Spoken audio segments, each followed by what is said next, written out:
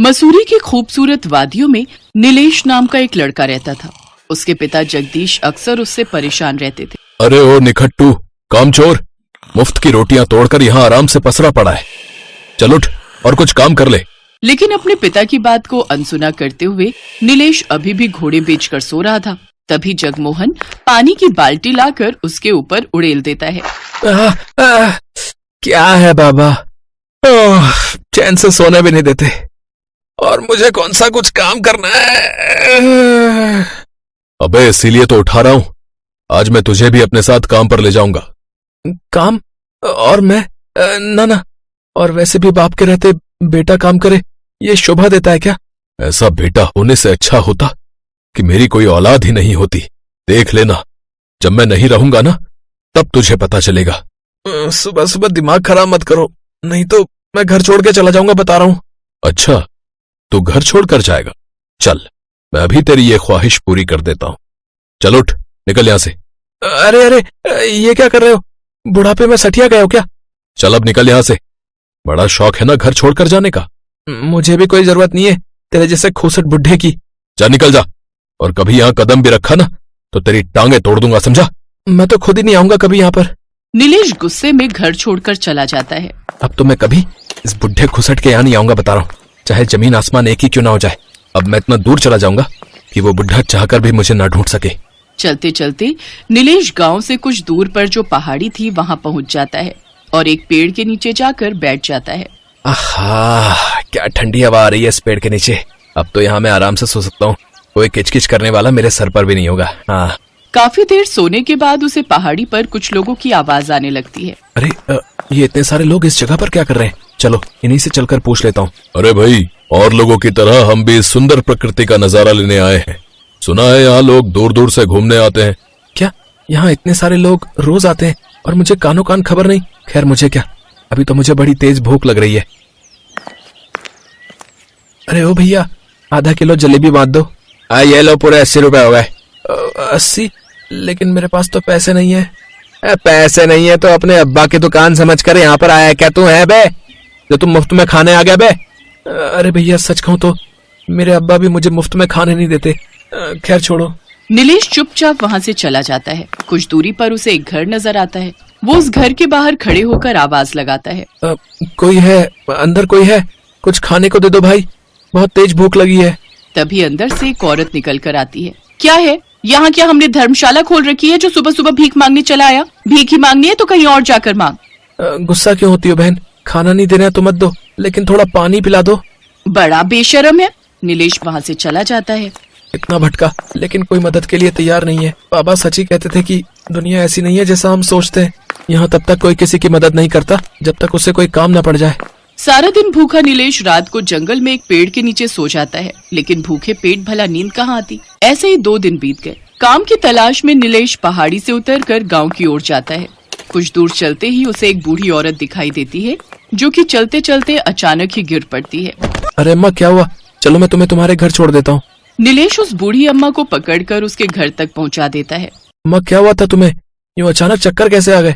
कुछ नहीं बेटा, बस थोड़ा चक्कर आ गया था। और आपके घर में कौन कौन है? मतलब कोई दिखाई नहीं दे रहा। मेरा कोई नहीं है, मैं अकेले ही रहती हूँ। अच्छा, वैसे अम्मा जोरों की भूख लगी है, कुछ खाने को मिल जाएगा क्या? वो बूढ़ी अम्मा डिब्बे में छुपाए हुए 20 रुपए नीलेश को लाकर देती है। सिर्फ 20 रुपए? इसमें क्या होगा? कोई नहीं, कुछ ना होने से तो कुछ ही सही। इसकी मैगी तो आ जाएगी और जल्दी बन भी जाएगी। नीलेश मैगी लेकर वापस लौटता है तो देखता है बूढ़ी अम्मा चाय बना रही है। अम्मा, तुमने क्यों कष्ट किया? मुझे कह देती, मैं ही बना देता। कोई नहीं बेटा, मुझे आदत है। और क्या लाया है तू?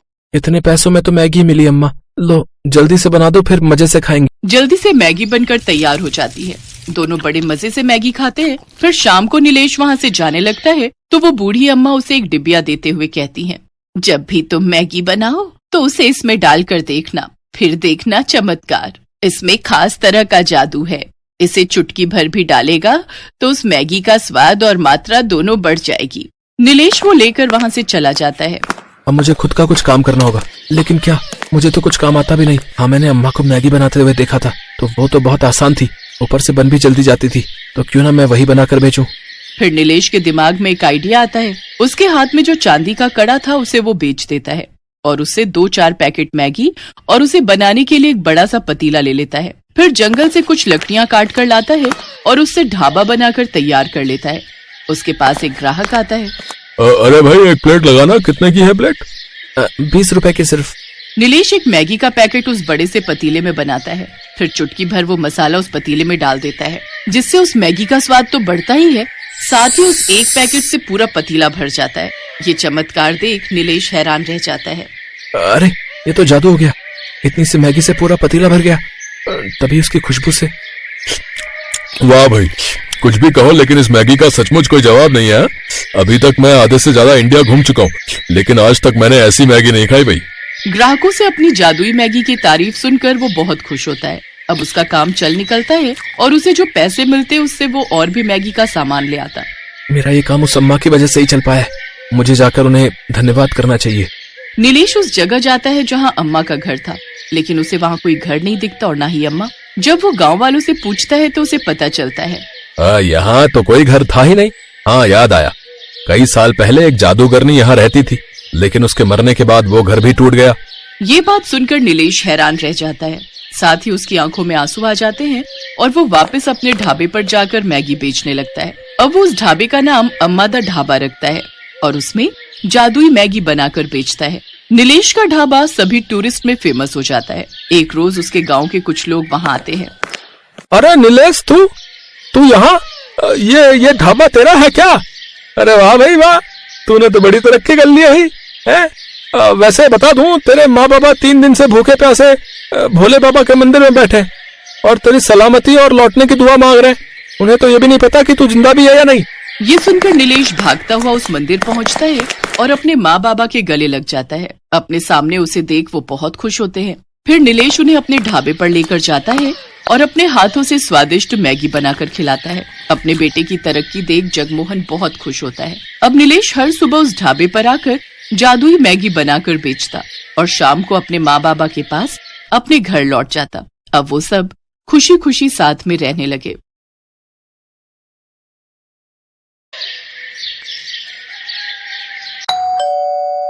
आ गई तू? माँ बहुत भूख लगी है, कुछ खाने को बना दो जल्दी से। बता क्या खाएगी? माँ सबसे जल्दी तो मैगी बनती है ना। मुझे पता था कि तू मैगी ही खाएगी। चल हाथ मुंह धो ले, मैंने पहले से ही बना कर रखी है तेरे लिए। सच में माँ? मैं बस अभी आई फिर तो। ये कहानी है रिया की, जिसे मैगी बहुत पसंद थी। वो हमेशा खाने के लिए अपनी माँ से मैगी ही मांगती थी और जब घर में कोई नहीं होता था तब भी वो खुद मैगी बनाकर खाती थी। ऐसे ही वक्त गुजरता चला गया और फिर वो दूसरे शहर जाकर हॉस्टल में रहकर पढ़ाई करने लगी। और फिर एक दिन, हेलो रिया, क्या कर रही है? कुछ नहीं माँ, बस नाश्ता करके कॉलेज जा रही हूँ। अरे वाह, क्या बना है नाश्ते में? वो माँ, मैंने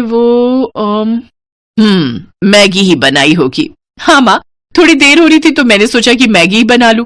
अरे मैगी की भूखी, तेरा पेट कब भरेगा इस मैगी से? पेट तो बहुत अच्छे से भर जाता है माँ, बस मन ही नहीं भरता। जब से रिया हॉस्टल में आई थी तब से ही वो दिन रात बस मैगी ही खाती रहती थी। ना तो उसने कभी कुछ और बनाना सीखा और ना ही सीखने में रुचि ली। ऐसे ही उसका कॉलेज भी पूरा हो गया और फिर वो अपने घर लौट गई।